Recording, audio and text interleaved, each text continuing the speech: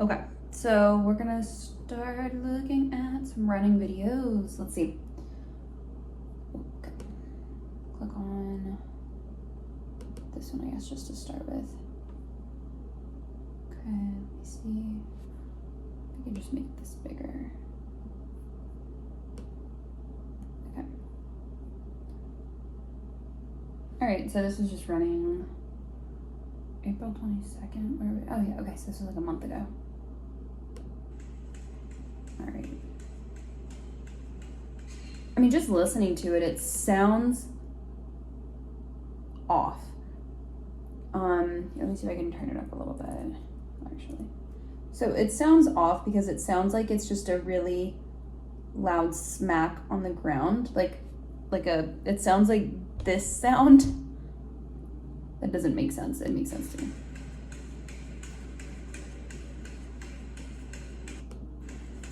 It sounds like a hard smack on the ground as opposed to like the body being absorbed.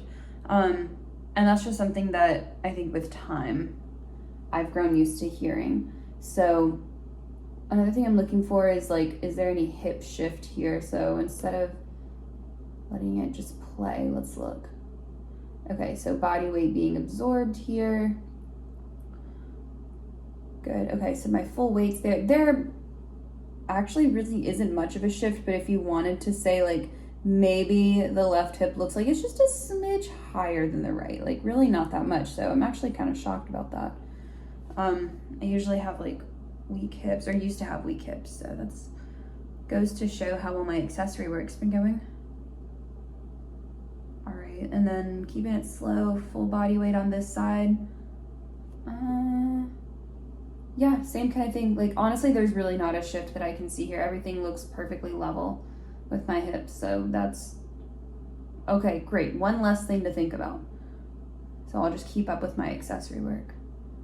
Okay, and then I'm also kind of just looking to see if there's any increased rotation side to side. Doesn't look like one side's rotating more than the other, although I know that usually for me rotating towards the left is a little bit tighter. So that's just me personally. Okay. All right, so view from the back, I think we're good. Like I said, I would continue with my strengthening that I'm already doing. I'm doing a lot of hip work already. And then we just heard the sound. So I'm gonna look from the side and maybe that'll show why it sounded like that. See if, yeah.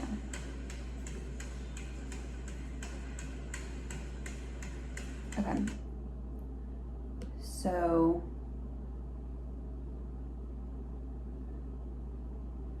right here. Boop.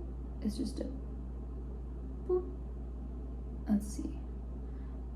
Okay, so it's landing a little bit in front of me. It would be a little more ideal if it came back just a smidge, but it's also because I'm forefoot striking pretty much. That doesn't mean I have to heel strike. I think I just need to be a little more aware of maybe my mechanics on running.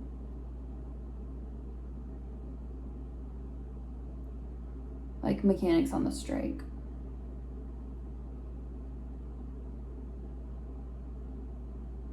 Okay, and then it looks like this one actually heel strikes, which is interesting.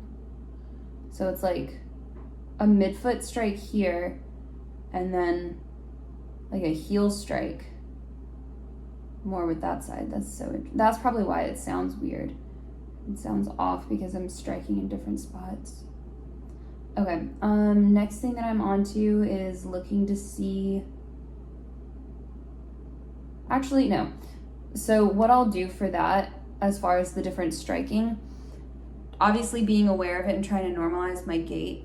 So I'll probably take more videos and see how my body feels with different patterns. I have been experimenting with different running forms. So like heel striking a little more has actually irritated my Achilles.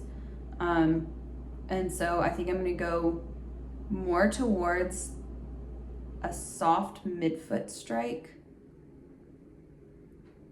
And I'll test it out and see how everything's going with it. But yeah, this heel strike was kind of causing some pain on the left side. Okay. Yeah, so here, and boop. Oh, that one actually looked more like a midfoot. Okay, no, we're still at a heel. Yeah, still a heel strike. Okay. And then I'm looking at how much my hamstrings are working here, and it does look like my right hamstring is probably working a little bit more. Like, if you can see here, my heel gets closer to my butt. It stays there a little bit longer before my leg fully follows through for the extension, and then it hits that midfoot strike. So I'm looking at the left now, and it doesn't look like it's as close to my butt, so my knee's not bending as much.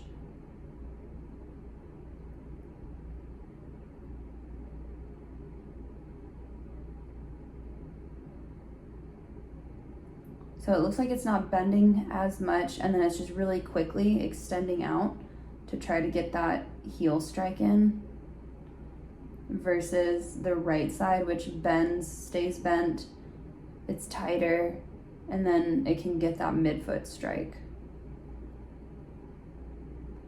Okay, so it looks like hamstring work, like end range hamstring work is something that I could definitely work on a little bit more. And I would put that into my accessory work. Okay. So there's one more video. We'll watch it from this side. Okay, and then let's see. Yeah, then there's that weird sound, and it's just the two different strikes. That's really what that is. Okay. Let's see.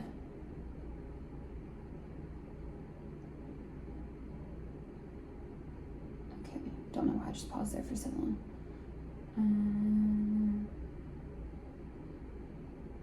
Okay, I'm trying to see when my foot hits the ground. So here, midfoot strike with the right, and then here's the left coming forward for that first heel strike. Actually, let me see what my knee looks like.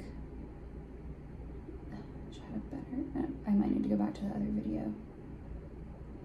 Fully extended, absorbs the body weight with a little bit of bend on the right leg, and then the left one, it looks like actually that was a midfoot strike on that left side. Okay. Wow.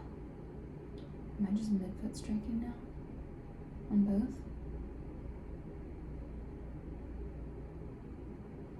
Okay.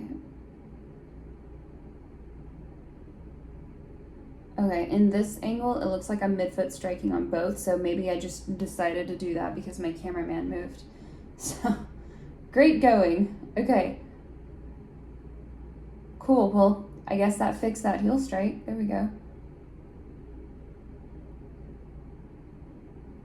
Okay, but yeah, like, I don't know if you can see there how close my heel is to my butt, and then on this side, that's a lot further.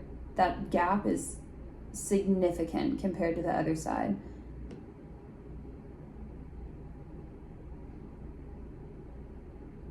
So I'm trying to think, if that gap is so much bigger, my leg's gonna have to, it's not getting that full eccentric hamstring motion that it would need. So I think that working eccentric hamstrings would be good. So like hamstring curls with slow eccentrics, so like laying on the stomach and then bending to end range and then slowly letting it go straight, because that's actually what I need. I need to get the full length of it. Let me see if I can find a video for that. Oops.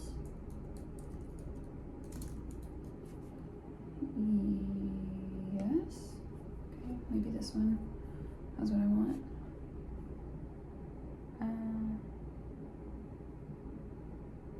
Yeah, like basically what that fellow just did. Testosterone Nation. Sick. Okay. Ugh. Something about watching like physical therapy videos is so boring to me though. Okay. Anyways, Yeah, so just adding in a little bit more of the hamstring work. It looks like I just self-corrected and I'm now midfoot striking here and then landing. So I want to land with, where am I getting to? Right here. That like softer knee bend, like the knee's there. Then we start to land and put some more weight on it and it bends so that I can push back behind myself, getting a nice full extension behind me. So one thing that I see is that a lot of people cut this short and instead their hip is here and then the knee will be right here and they think, oh, I'm running so fast. You're really not, dude. You could like extend that leg out a little bit more. Number one, your knee's gonna like that a lot more. If you're keeping your stride shorter, then that's where I notice a lot of knee pain personally, just because you're not getting that full motion on your quad. And then the knee also just kind of stays locked in a smaller range position, so you'll get really fatigued quickly. Let me see, what else am I looking at here? I'm just looking at my shoulders, and I know sometimes I have to tell myself to relax a little more. It looks like they're relatively relaxed here, but I know sometimes I can like see or feel that my shoulders are a little bit higher up. So like trap sitting here, they sit a little bit higher, but this is actually pretty okay right now. Yeah, okay. Oh, all right. Okay, so overall what I'm seeing is that I just need to work on hamstring eccentrics, and then making sure that I'm sticking with the hip strengthening I'm doing, which has been airplane tilts. All of these silly people doing this. Okay, I hate on PT exercises sometimes because they're boring, but actually this one's really good. Let's see, click on it real quick and just kind of skip through just to show you. Welcome back. Build exercise here, going to stretch those muscles. Yeah, he does a great job explaining it. Main thing, make sure your knee isn't locked out when you do this position. Okay, just do the thing.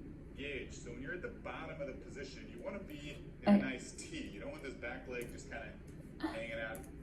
Okay, yeah, so this is what I've been doing. I like to do it against a wall just so that my back foot is touching the wall. And then based on the angle, so if he's leaning here, that's gonna change how it feels directionally versus if you were to lean up a little bit more. So if you're gonna do this, play around with it, see how it feels on the glutes. But yeah, I would suggest this one and then hamstring work for myself. That's it.